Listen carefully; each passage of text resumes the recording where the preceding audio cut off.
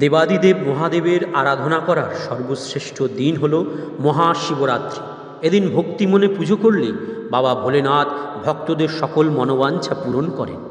মাঘ মাসের কৃষ্ণপক্ষের চতুর্দশী তিথিতে শিবরাত্রি পালন করা হয়। তিথি শুরু হবে আগামী 8ই মার্চ শুক্রবার সন্ধ্যা 8টায়।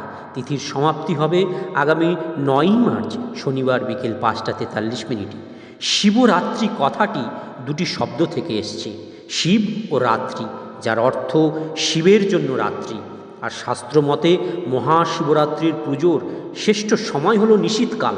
এই তিথিতে 4 প্রহরে পুজো করা হয়। সুতরাং নিশীথকাল ও 4 প্রহর পাবেন 8ই মার্চ শুক্রবার। এই দিন শিবযোগ ও সর্বার্থ সিদ্ধি যোগের মতন শুভ যোগও থাকবে।